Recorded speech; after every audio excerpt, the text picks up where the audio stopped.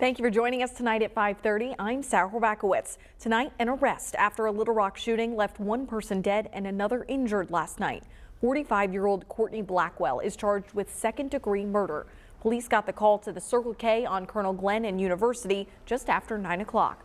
They found two people shot. Both were taken to the hospital, where one person died and the other is in critical condition. And just after 4 last night at the Pine Bluff Police Station, a woman said her grandson admitted to shooting someone at 2103 Saracen Street.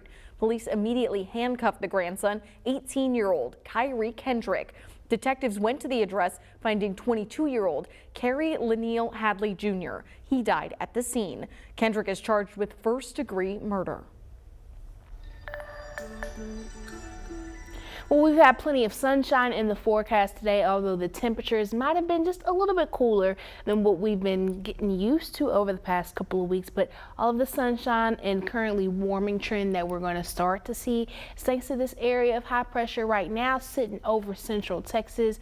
Over the next 24 to 48 hours, it'll start to move east, just kind of passing south of us. But in response to that, we've got clear skies, not just across the natural state, but across much of the mid-south. And we're seeing temperatures pretty consistent and more of the 50s across this area under that influence. You see off to the east where they're seeing less of that influence and more of the 40s, but we're seeing a lot of the lower to middle 50s here in the natural state. But with the clear skies, once the sun sets as we continue overnight, we're going to see another very cold night, a cold start to your Monday. We'll talk more about the rest of the week ahead later on in the show, so make sure you stick around.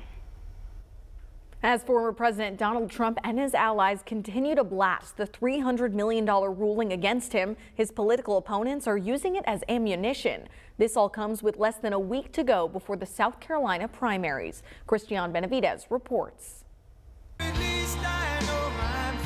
The clock is ticking for former President Donald Trump to pay up the hefty penalty imposed by a New York judge this week for falsely inflating his assets to receive favorable loan terms. Within 30 days, either post the amount of the penalty up with interest, so it's 120% of the penalty. And we're really talking about something like $450 million.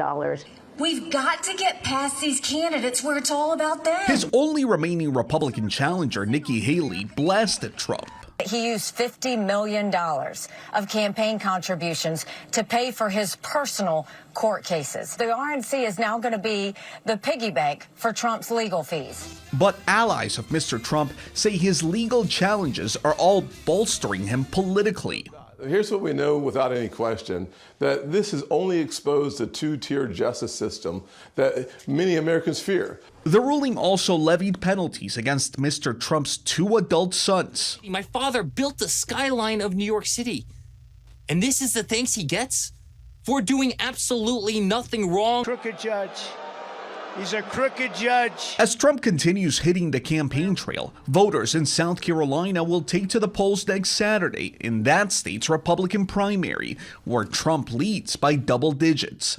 Christian Benavidez, CBS News, New York. Early voting starts on Tuesday for the March primaries here in Arkansas. You have through Election Day on March 5th to vote in those primaries, but you must already be registered to vote right now. However, you can still sign up in time for the general election this November. The late Marine Sergeant Major John Canley from Union County was honored by the Navy this weekend. Canley received the Medal of Honor in 2018 for his courage during the Vietnam War, but yesterday, the Navy commissioned the USS John L. Canley, a 784-foot-long mobile base ship. Canley served 3 tours in Vietnam and retired as a sergeant major in 1981. He died from cancer 2 years ago.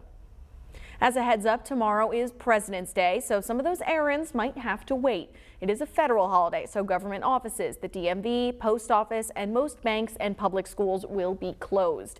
If you've got a package that can't wait to be shipped, FedEx or UPS stores should be open. So will most major retail chains like Walmart or Target. And there's actually free admission to the Clinton Presidential Library tomorrow. President's Day started as a celebration of George Washington's birthday on February 22nd, before a law moved it to the third Monday in February to always have the 3-day weekend. The downtown Little Rock master plan is moving into its third phase, and that's the part that involves you. Starting this week, the city is inviting you to share your thoughts and ideas of how to improve downtown. Tuesday, there will be 2 meetings. The first one at noon at Arkansas Children's Hospital, then another one at 6 p.m. at the Clinton Center. Then on Wednesday, there are 2 more. Another at noon at the downtown Little Rock Partnership Office on Main Street, then at Philander Smith University at 6 p.m. For more information on the master plan and these meetings, you can go to lr.com. Now, a budding romance turned deadly when Brian Keith Freeman admitted to killing his ex-fiancée, Lori Hanna. Her family thought they would get the justice they were longing for, but then he vanished. Now, U.S. Marshals are wondering where he is and if he's even alive. Do you guys think he's alive? No. I do. I just don't think he's dead. I don't think he has the courage to kill himself. He's U.S. Marshals' most wanted man, and THV11's Ashley Godwin is asking how police hope to find him and get justice for the victim's family. The latest installment of Unsolved, that's tonight at 10. Now we're going to introduce you to a man who's a cut above the rest. After the break, why one officer is going beyond the call of duty and bringing the barbershop to schools he serves.